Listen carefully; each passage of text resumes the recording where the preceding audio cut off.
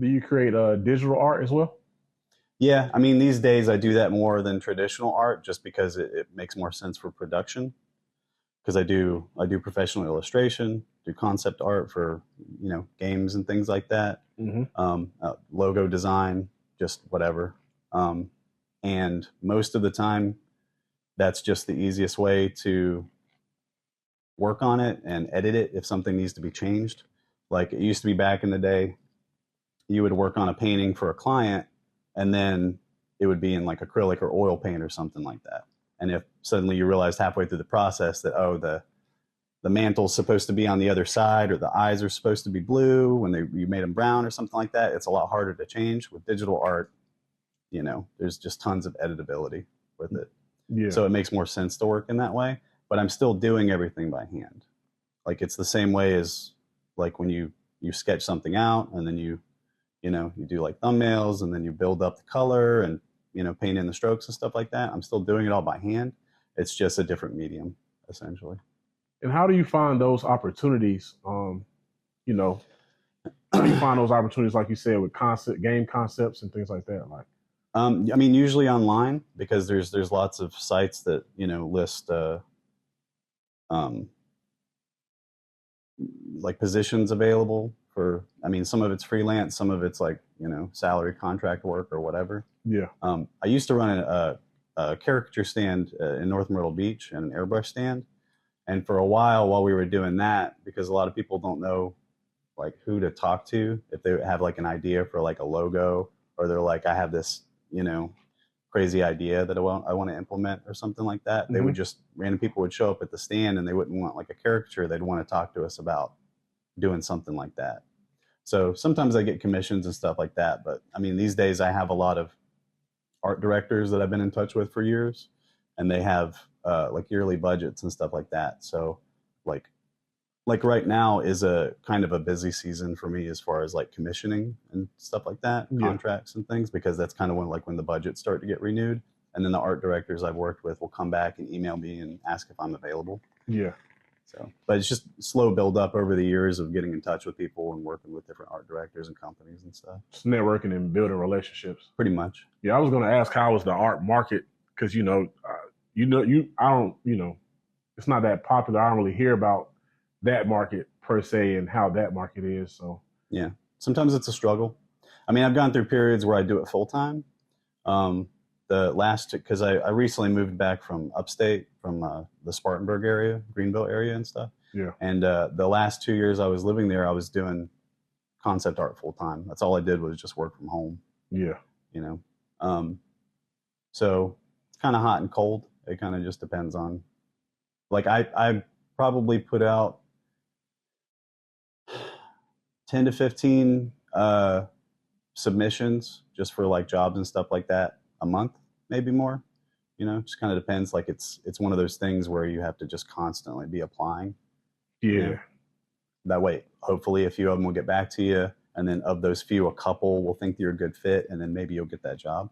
But if not, you have to just keep casting a wide net to try to get, you know, something. Yeah, around the clock working, Yeah. And pretty my much. curse is usually I'll do that, and then I'll hear nothing for 2 months, and then all of a sudden, 12 different people will hit me up asking me to do stuff, and then I don't want to say no to any of them. So then I just get overwhelmed and have to just juggle like contracts back and forth. So you go from 0 to 100 Pretty much. real quick. Yep. Yeah. Yeah. Happens a lot. Out of your original artwork, what is your favorite piece, in your opinion, that you've drawn Mm. or that you've created, I should say?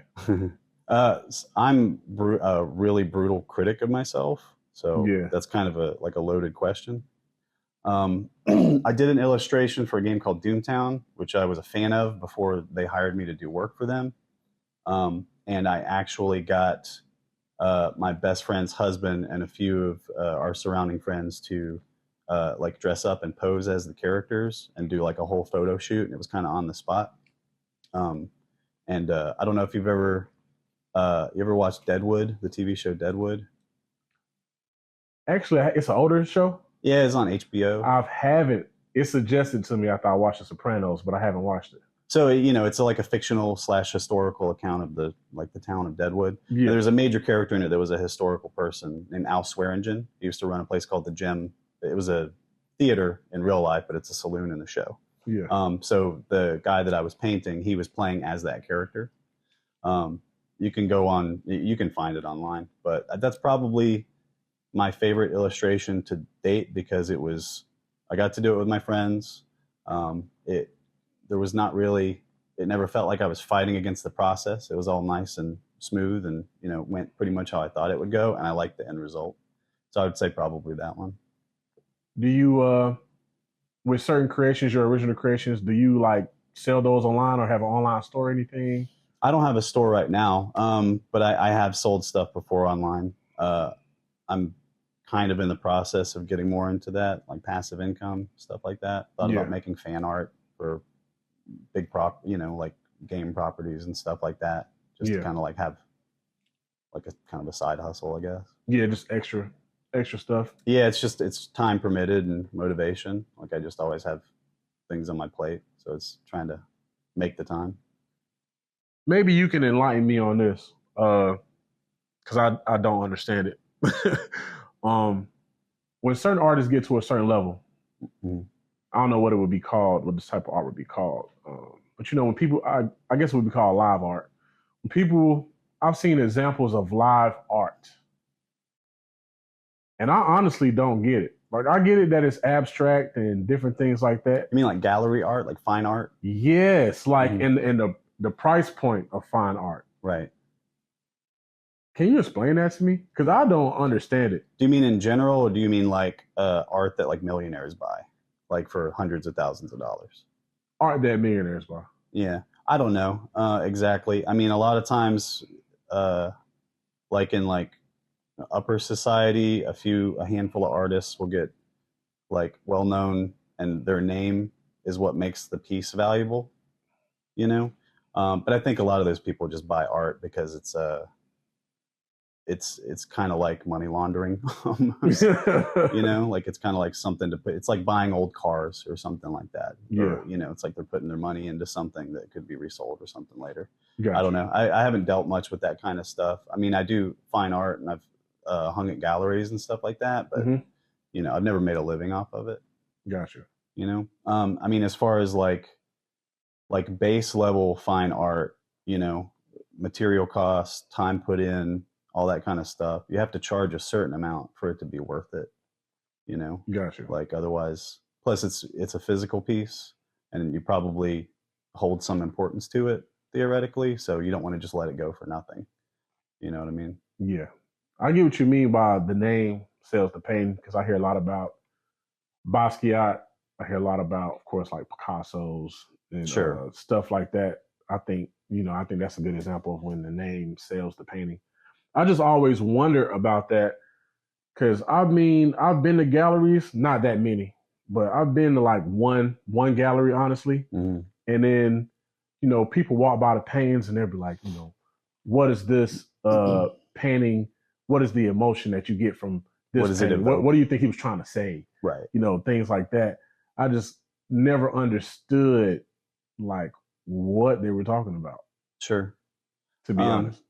Yeah, I mean I think that's all on the individual and also the artist. I mean, there's definitely something personal that goes into like creating fine art. You have a story behind it, or maybe you were going through something at the time, so it affects the material you're working on and stuff like that. Yeah. So I think there is, that's relevant in some sense, but for me, I've always been a big fan of execution. Like,